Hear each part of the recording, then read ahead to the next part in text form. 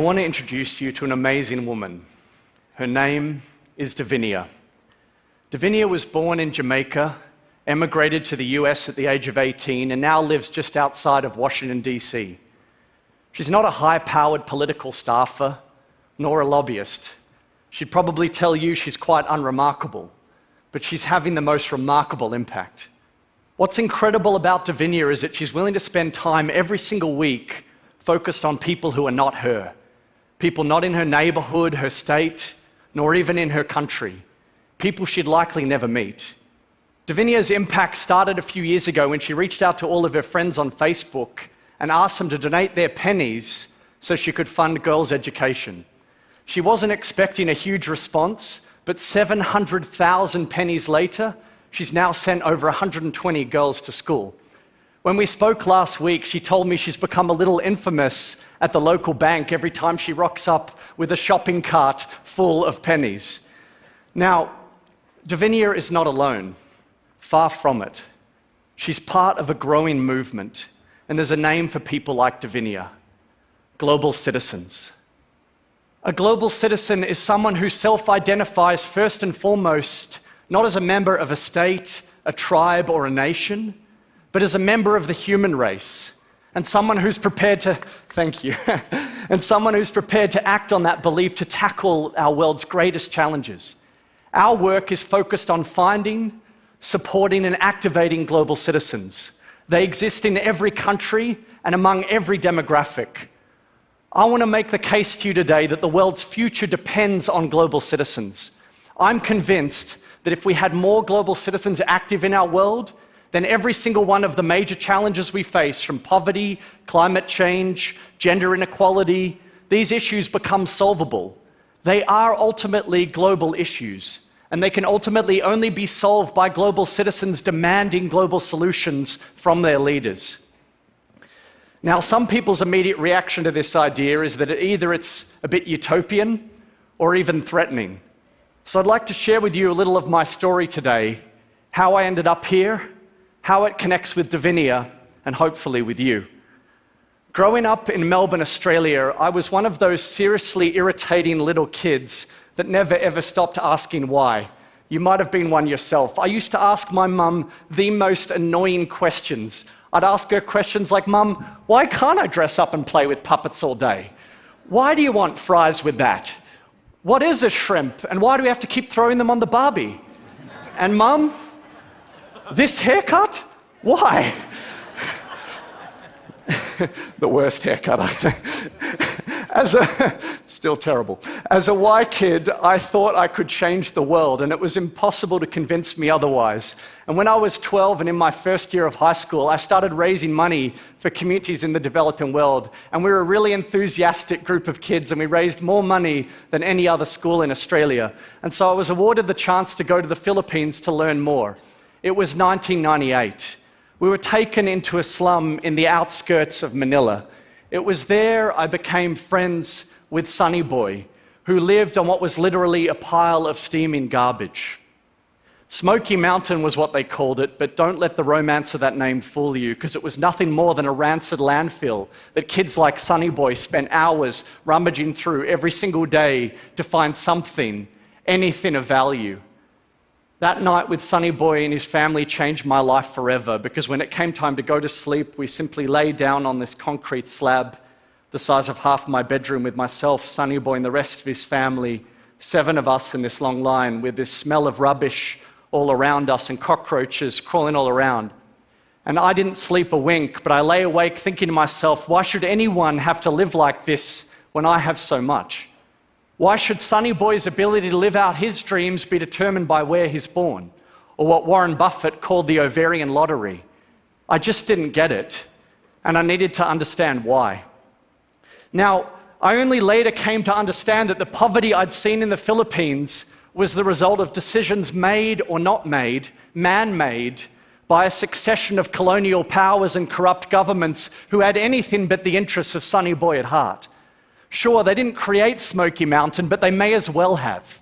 And if we were to try to help kids like Sonny Boy, it wouldn't work just to try to send him a few dollars or to try to clean up the garbage dump on which he lived, because the core of the problem lay elsewhere. And as I worked on community development projects over the coming years, trying to help build schools, train teachers, and tackle HIV and AIDS, I came to see that community development should be driven by communities themselves, and that although charity is necessary, it's not sufficient. We need to confront these challenges on a global scale and in a systemic way. And the best thing I could do is try to mobilize a large group of citizens back home to insist that our leaders engage in that systemic change. That's why a few years later, I joined with a group of college friends in bringing the Make Poverty History campaign to Australia. We had this dream of staging this small concert around the time of the G20 with local Aussie artists, and it suddenly exploded one day when we got a phone call from Bono, The Edge, and Pearl Jam, who all agreed to headline our concert. I got a little bit excited that day, as you can see. But to our amazement, the Australian government heard our collective voices, and they agreed to double investment into global health and development, an additional $6.2 billion. It felt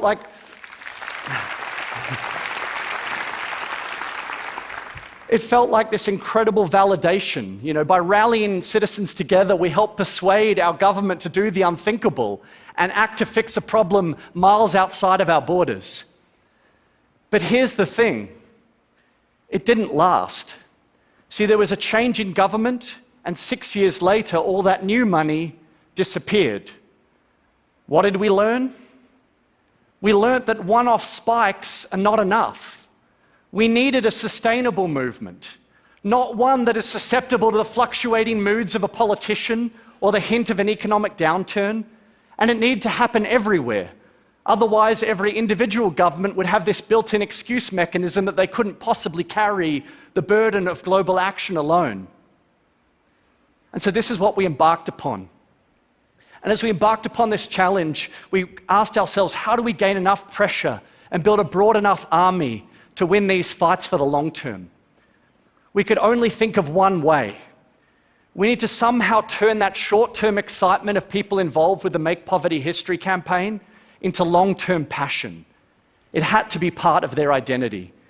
So in 2012, we co-founded an organization that had exactly that as its goal. And there was only one name for it: Global Citizen. But this is not about any one organization. This is about citizens taking action. And research data tells us that of the total population who even care about global issues, only 18% have done anything about it. It's not that people don't want to act, it's often that they don't know how to take action, or that they believe that their actions will have no effect. So we had to somehow recruit and activate millions of citizens in dozens of countries to put pressure on their leaders to behave altruistically. And as we did so, we discovered something really thrilling.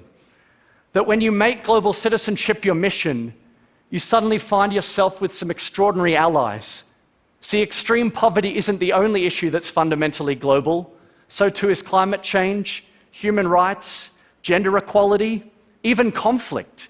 We found ourselves shoulder to shoulder with people who are passionate about targeting all these interrelated issues.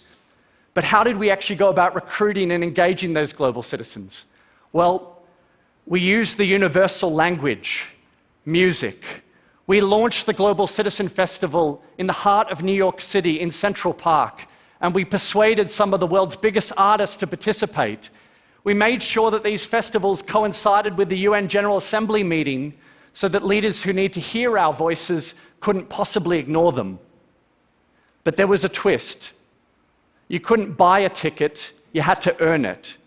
You had to take action on behalf of a global cause, and only once you'd done that could you earn enough points to qualify. Activism is the currency. I had no interest in citizenship purely as some sort of feel-good thing. For me, citizenship means you have to act, and that's what we required. And amazingly, it worked. Last year, more than 155,000 citizens in the New York area alone earned enough points to qualify. Globally, we've now signed up citizens in over 150 countries around the world, and last year we signed up more than 100,000 new members each and every week of the whole year. See, we don't need to create global citizens from nothing. We're already everywhere. We just need to be organized and motivated to start acting. And this is where I believe we can learn a lot from Davinia, who started taking action as a global citizen back in 2012. Here's what she did. It wasn't rocket science. She started writing letters, emailing politicians' offices. She volunteered her time in her local community. That's when she got active on social media and started to collect pennies, a lot of pennies. Now, maybe that doesn't sound like a lot to you. How will that achieve anything? Well, it achieved a lot because she wasn't alone. Her actions, alongside 142,000 other global citizens, led the US government to double their investment into Global Partnership for Education. And here's Dr. Raj Shah, the head of USAID, making that announcement. See, when thousands of global citizens find inspiration from each other, it's amazing to see their collective power. Global citizens like Davinia help persuade the World Bank to boost their investment into water and sanitation. Here's the bank's president, Jim Kim, announcing $15 billion on stage at Global Citizen. And Prime Minister Modi of India affirmed his commitment to put a toilet in every household and school across India by 2019. Global citizens, encouraged by the late-night host Stephen Colbert, launched a Twitter invasion on Norway. Ernest Solberg, the country's prime minister, got the message, committing to double investment into girls' education. Global citizens, together with Rotarians, called on the Canadian, UK, and Australian governments to boost their investment into polio eradication. They got together and committed $665 million. But despite all of this momentum, we face some huge challenges. So you might be thinking to yourself, how can we possibly persuade world leaders to sustain a focus on global issues? Indeed, the powerful American politician Tip O'Neill once said, all politics is local. That's what always got politicians elected, to seek, gain, and hold on to power through the pursuit of local or, at very best, national interests. I experienced this for the first time when I was 21 years old. I took a meeting with a then Australian foreign minister, who shall remain nameless, and behind closed doors, I shared with him my passion to end extreme poverty. I said, Minister, Australia has this once-in-a-lifetime opportunity to help achieve the Millennium Development Goals. We can do this. And he paused, looked down on me with cold, dismissive eyes, and he said, Hugh, no one gives a funk about foreign aid, except he didn't use the word funk. He went on, he said, we need to look after our own backyard first. This is, I believe, outdated, even dangerous thinking, or as my late grandfather would say, complete BS. Parochialism offers this false dichotomy because it pits the poor in one country against the poor in another. It pretends we can isolate ourselves and our nations from one another. The whole world is our backyard, and we ignore it at our peril. See, look what happened when we ignored Rwanda, when we ignore Syria, when we ignore climate change. Political leaders ought to give a funk because the impact of climate change and extreme poverty comes right to our shore. Now, global citizens, they understand this. We live in a time that favors the global citizen, in an age where every single voice can be heard. See, do you remember when the Millennium Development Goals were signed back in the year 2000, the most we could do in those days was fire off a letter and wait for the next election. There was no social media. Today, billions of citizens have more tools, more access to information, more capacity to influence than ever before. Both the problems and the tools to solve them are right before us.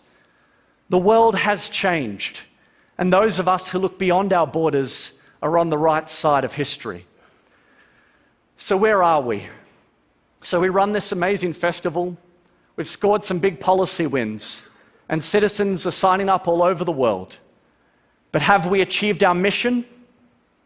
No. We have such a long way to go. But this is the opportunity that I see. The concept of global citizenship, self-evident in its logic, but until now impractical in many ways, has coincided with this particular moment in which we are privileged to live. We, as global citizens, now have a unique opportunity to accelerate large-scale positive change around the world.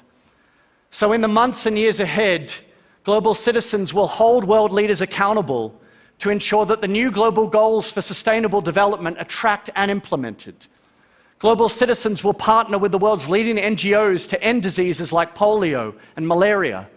Global citizens will sign up in every corner of this globe, increasing the frequency, quality, and impact of their actions. These dreams are within reach. Imagine an army of millions growing into tens of millions, connected, informed, engaged, and unwilling to take no for an answer. Over all these years, I've tried to reconnect with Sonny Boy. Sadly, I've been unable to. We met long before social media, and his address has now been relocated by the authorities, as often happens with slums. I'd love to sit down with him wherever he is and share with him how much the time I spent on Smoky Mountain inspired me. Thanks to him and so many others, I came to understand the importance of being part of a movement of people.